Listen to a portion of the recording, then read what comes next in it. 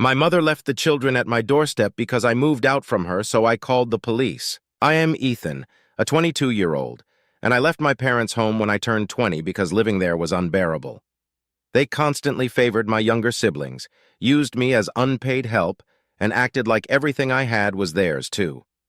When I moved out, my father, Mark, told me not to let the door hit me on the way out and to stay gone. I rented the smallest and most affordable apartment I could find and have maintained the same full-time job for nearly 4 years. My parents, Mark and Emily, didn't even make it a month before they started calling me, begging me to return because someone else had to take care of my siblings. I declined, relishing my newfound freedom. My father eventually demanded that I move back and pay them rent, insisting that family should come before personal freedom. I retorted that my life mattered too, and for once I was living for myself. He responded with, "Let's see how long you last without us," and we didn't speak for months. I have no idea what he expected, but I managed just fine on my own. Over time, my family seemed to accept that I wasn't coming back on my knees, and we slowly started to mend our relationship. It was obvious they struggled with the fact that things were on my terms now, not theirs. They occasionally begged me to look after my youngest siblings, despite the two closest to my age being in their late teens. My parents didn't want to burden them with babysitting, which was hypocritical since they had always dumped it on me. When I pointed this out, they gaslighted me and then went silent for months. Yet again, they were the ones who eventually came back to ask for my help. Recently, I bought a used gaming console, though I could only afford one game, which was bundled with it. One Saturday, my mom showed up and asked me to watch my two youngest siblings for a while. She basically shoved them inside and left, leaving me with them all day in my small apartment. My mom didn't return until after 10 p.m., only because I called and demanded she come get the kids. She wasn't happy that I cut her fun short. I told her that unless she paid me, I wouldn't watch my siblings all day anymore, and that next time I wouldn't even open the door and would call the police if she left them outside. The next morning, I noticed my gaming console was missing, so I called my parents. As I suspected, one of my siblings had taken it. I said I was coming over to get it immediately, but my mom said it could wait because my youngest sibling was playing on it, and she didn't have the heart to take it away. I insisted it was taken without my permission, and that I was coming to get it. I rode my bike to their house as quickly as I could. When I arrived, my sibling was crying because the console's battery had died and they didn't have the charger.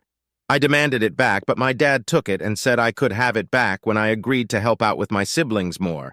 I told him that if he wanted to play that game, I'd involve the police, and I wasn't bluffing. He stood his ground until I started dialing on my phone. My mom yelled, "VDJ Genja, wait! DJ Cheje," and quickly took the console back from my dad. He called her a traitor and demanded she return it to him instead of me, but she said it wasn't worth having the police called on them. Before leaving, I told them that if this happened again, I wouldn't hesitate to call the authorities. If anything like this ever happened again, I'd be calling the police first, and if they wanted a gaming console for my siblings so badly they could buy their own. My dad, Mark, yelled that I couldn't disrespect him like that. I countered by saying that even though I'm an adult, he's never bothered to show an ounce of respect to me, and I'd had enough. Then I walked out with him yelling at me to come back and face him right now. It's back to silence from them.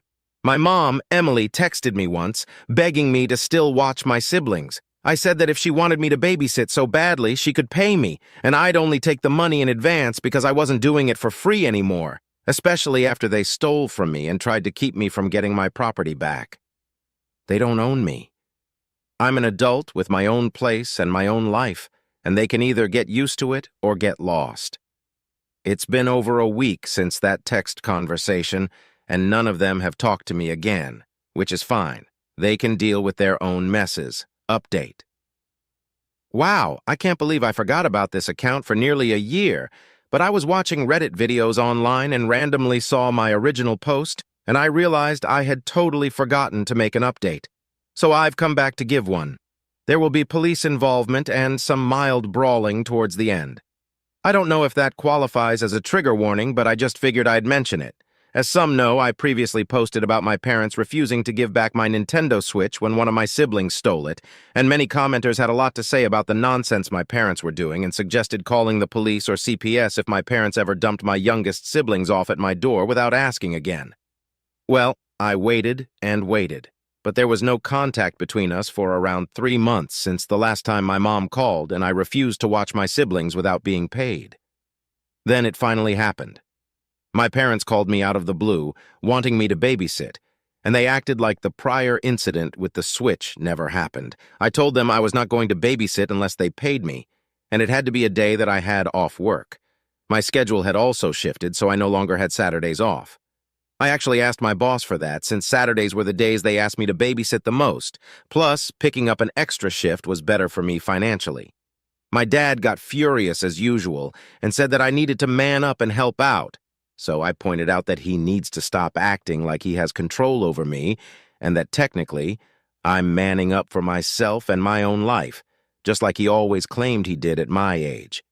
Yet he always worked Saturdays and put a ton of his responsibilities on me, so he could forget about it as far as I was concerned. He started yelling violently into the phone, and my mom took it away from him. I said I could only babysit on Sundays because that's my only day off, and I would only do it if they paid me $40 and included prepackaged lunches, dinners, and snacks for my siblings.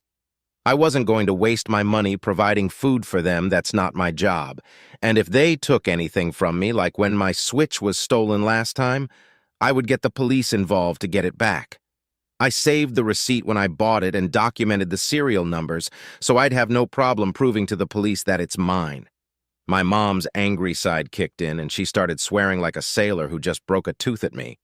I let her have her rant while pretty much ignoring the phone until she realized I wasn't responding and started demanding I say something. So I said that she and my dad had my conditions Sundays only, $40, and prepackaged food, or they could forget about it. There was a moment of stunned silence on the other end of the line.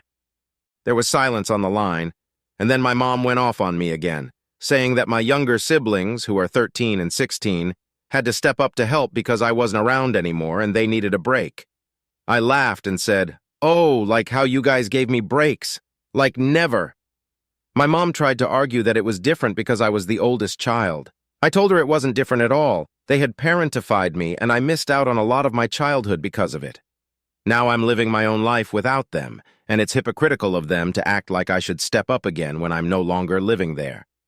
They have 2 teenagers in the house who can do everything I used to do. My mom shifted into victim mode, saying that my teenage siblings were rebelling and not listening to them. I told her that their problems weren't my problem. They needed to find alternative childcare because I was too busy living my life. My dad got back on the phone and started yelling at me some more. I just laughed at him and said he was just blowing hot air and wasn't really saying anything.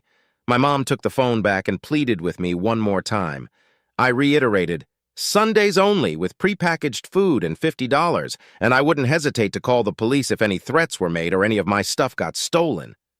I heard my parents start loudly yelling back and forth at each other over what to do, so I said they could work it out and get back to me later. Then I hung up. It was back to radio silence for a while. Then one Saturday morning a few weeks later, I was getting ready for work when there was a sudden, loud, and fast knock at my door, the kind where you know they're doing it with both hands. My mom's done that for years as her knocking trademark to let me know she was there, and she knows I know the sound of it very well. The knocking was followed by what sounded like someone loudly running down the corridor. I listened through the door and could hear my 2 youngest siblings bickering with each other and tapping on the door themselves. My mother had just left them outside the door and ran. Because of all the warnings I got in my last post, I had a simple plan for this. I just opened my window, climbed out, and walked away. My apartment is at ground level, and I can climb out of the window easily by just pulling the screen out. I called one of my neighbors who lives a few doors down. She's a sweet old lady who likes kids, and I gave her the rundown. She's known about my situation with my narcissistic parents for a while now, and called the police for me to tell them that there were 2 kids left abandoned in the hall after their mother pounded on a door and took off. Suffice it to say, the police came and picked up my siblings. My parents called me later and were furious. I pretended to be clueless and asked what they were so mad about. My mom fully admitted that she left my two youngest siblings at my door for me to babysit and then ran. I asked if she just left them there without anyone answering the door, explaining that I was already out since I had to work on Saturdays. My mom got really quiet for a few seconds, then yelled, "How the hell was I supposed to know that?" I countered that this was all her fault, and that she literally abandoned her kids at my door in the hopes that maybe I was home on a day I'd already told her several times I worked. She was trying to force me to skip a shift by giving me no choice but to watch them. She started making excuses, but I told her what she did was inexcusable and immature. She ended up crying, and I just let that go on for a while before asking if she was done yet. She went back into angry mode and continued to yell. She yelled at me that the police were charging her with child abandonment. I said that wasn't really my fault, since she left the kids in the hall. Then I mentioned I would have called the police on her as well if I were home, and she refused to come back for the kids because I had told them before that I work Saturdays now, so I refused to be trapped into babysitting anymore. The rest of the call was more pointless bickering on her end and didn't really go anywhere. My mom somehow ended up getting off with just a slap on the wrist and a fine because she convinced the cops that she honestly thought I was home, or so my next sibling said when he texted me. I don't know how much the fine was, but the fact that she had to pay one should make her think twice about just leaving kids at my door and running off again. My dad wasn't charged because he was at work and claimed to be unaware of her intent to leave my siblings at my door. I was told he was actually pissed at my mom for doing that. The pot and kettle situation here had me laughing so hard, but I guess I have to give credit to my old man. He'd never done what my mom did. Either way, that left my mom with a police record. That's a first strike in the eyes of the law, I think. After that, things really boiled over on Thanksgiving. My parents invited me over, and I was fully expecting it to be some kind of trap, and it was. At dinner, my dad just sat at the table smoking a cigarette and acting like he was in charge. He had my mom sit me down and then say enough was enough, and he was ending this farce.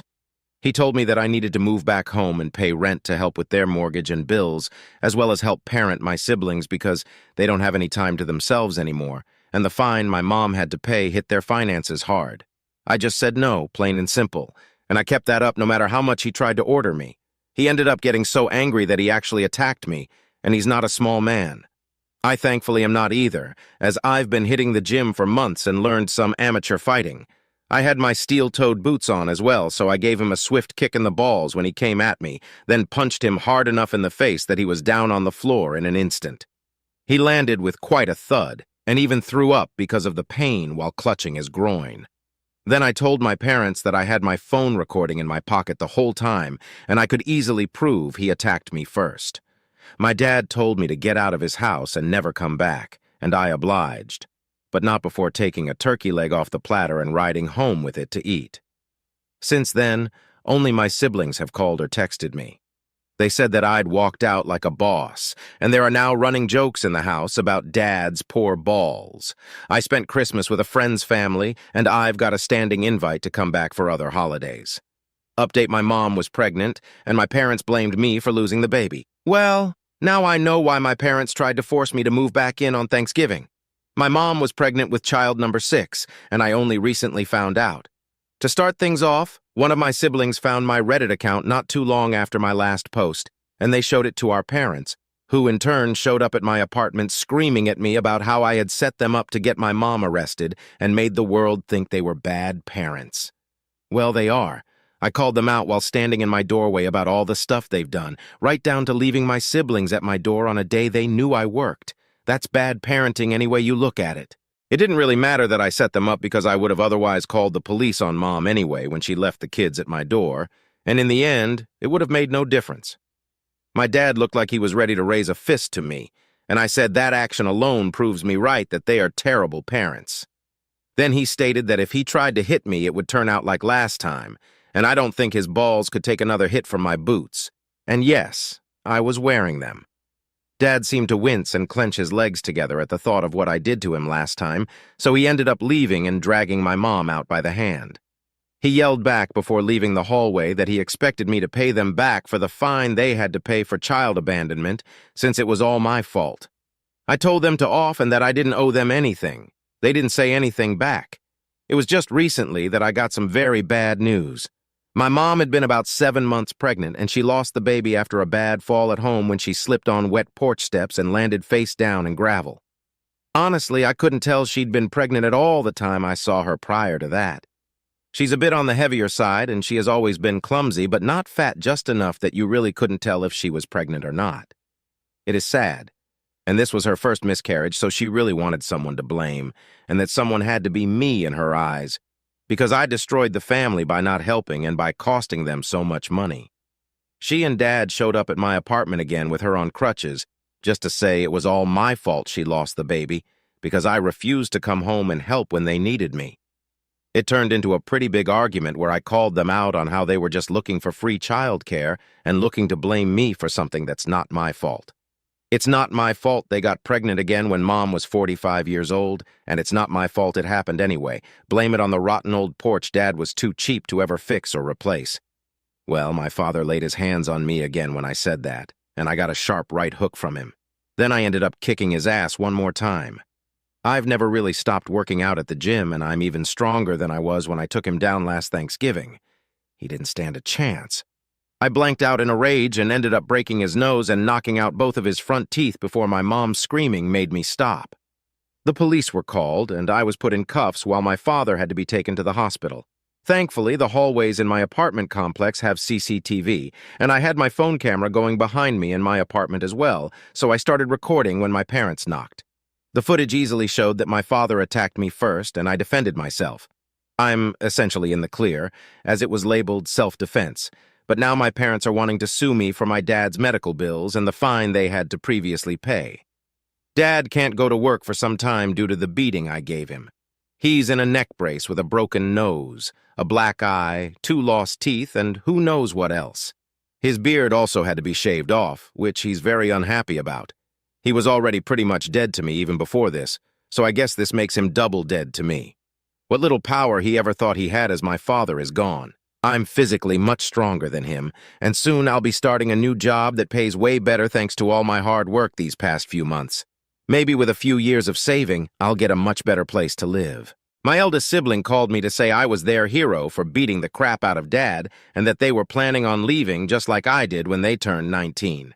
But it was my next sibling after them who found my Reddit posts after hearing about them on YouTube, and that led to my parents finding out because my mom overheard them talking about it and made them show my post to her.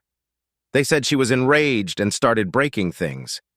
My siblings have apologized for letting Mom and Dad find out and said they would have never mentioned it if they'd known Mom was listening. Both have also said that they're happy there won't be another baby. They're already having to do a lot of the childcare for my parents right now, and they hate it. They admitted to blaming me for leaving at first too, but they realize that when you become an adult, you deserve to take your own path. It's still up in the air whether or not my parents will actually try to sue me, but I think I can safely say that it'll be a loss for them if they do. One of my friend's uncles is a lawyer, and he said he'd represent me if my parents decided to sue. He also says they don't have much of a case since it was self-defense. To my parents, who will probably read this, I only have this to say: leave me the hell alone. You don't own me or my siblings, and when the time comes for them to be able to leave at 19, I'll help them get out of your house. You both have always been selfish narcissists. It's not my fault Mom lost the baby, and it's not my fault you had such a hard time without me in the house to be your free babysitter. Consider that broken nose and lost teeth a good reason to never touch me again. And don't forget that I have only told a fraction of the crap that went on in my life thanks to you two. If I wanted to, I could post story after story of the things that happened in my childhood, but that wouldn't bring me satisfaction. So please, leave me alone. P.S. I wasn't going to mention it before, but yes, my mom did have to give birth to a dead baby in the hospital. My siblings told me Mom came home with a small urn that she keeps in the bedroom, and my parents held a private funeral between themselves. They pretty much just left with the urn for a few hours and came back drunk. I've asked my siblings for more details, and my mom was in the hospital for nearly 6 days with whatever injury she had from the fall. Someone here questioned if she was pushed. Now I'm questioning that myself. But the best explanation I could get is that Mom slipped and fell off the porch while in a hurry to leave somewhere. I've heard of people getting hurt worse in stupider ways. I also looked into the cremation thing, and it said it would take 8 to 12 days to get the ashes, so that means the urn they came home with was empty then. I'm so confused. But then again, the funeral thing my parents did was several days after my mom got out of the hospital, and my parents kept that urn in the bedroom until the day of their little funeral. I guess they could have gotten the ashes then. It might explain why they came home drunk, but this situation is so weird and twisted that questioning it further is making my brain hurt. Update. It feels weird to post again so soon. In my last post, I mentioned that my mom miscarried in her recent pregnancy after a bad fall. Something didn't feel right about the information I got after all the comments I received about it, so I decided the only way I was going to get the truth was to go straight to the source. So I went to see my parents on Sunday. They were both home and resting, and they both looked like hell, too. My mom, aside from needing crutches to walk more than a few steps, looked visibly worn out. A few feet from the door, my mom had a lot of marks and bandages all over her face from that fall she took. And my dad, well, just see his description after the beating I gave him in my last post to know how he looked. My parents were beyond shocked when I showed up, and I demanded to know if there ever really was a baby or if it was all just some half-assed plan to guilt me into coming home. My dad said I had a lot of nerve showing up and just letting myself in after what happened, but my mom broke down in sobs and said she really had been pregnant. She lurched into the bedroom and retrieved a small but kind of ornate-looking urn, and it had ashes inside it.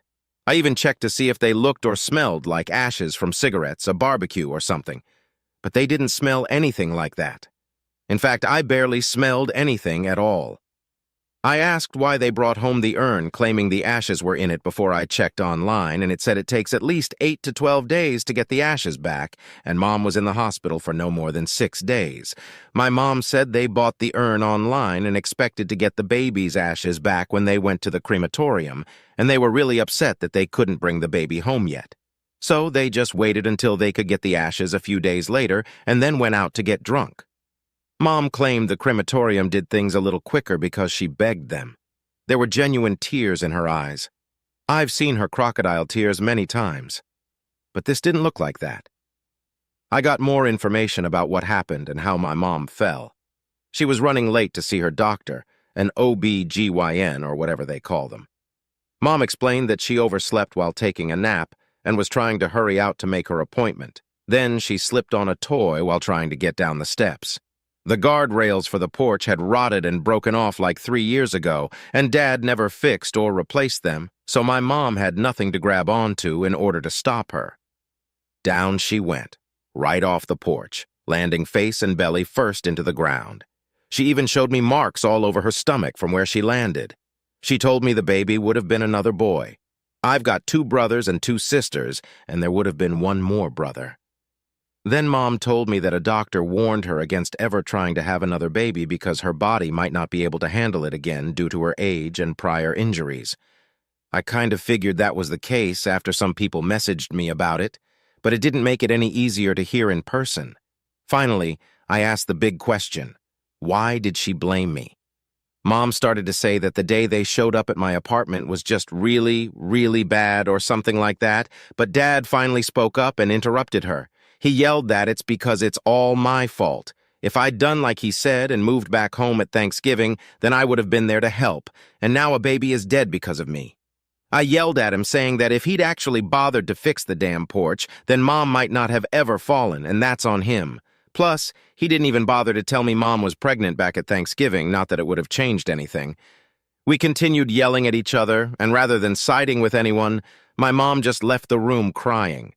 My dad looked like a lit match from how red he was, and he brandished his old hunting knife at me while yelling to get out of his house. As I was leaving, he said I was no longer his son. I told him that I hadn't seen him as a father in years because he was always a terrible dad. But before I went out the door, I said to him that I'd be filing for a restraining order, and if he ever lays a hand on my siblings like he tried to do with me, the next time he'll be dealing with the police. Lose more than a couple of teeth, and I won't hesitate to call the police or CPS if he tries the same crap with my siblings as he did with me. He yelled plenty of insults at me from the front door like, "You son of a," I said back that was an insult to Mom. And he got red in the face again. Then I gave him a one-finger salute before riding away on my mountain bike. So yeah, I guess that's as good of an answer as I have for anyone. If this isn't the truth, then I don't know what is. But does it matter anymore? I'm filing for a restraining order as soon as I can, and I'll be looking to move apartments after I start bringing in money from my new job. I don't know if I'll feel like updating again after this. I'm just going to be depressed remembering all this, so I think I may be done here unless my parents decide to do something bad to my siblings. Hopefully I've gotten my point across to them. I've already beaten Dad up twice, and he still looked somewhat afraid of me while clutching that knife. It felt like he was looking at a monster. Maybe I am in his eyes, but if my being a monster to him means he never hurts my siblings, then that's fine. He'll be the monster.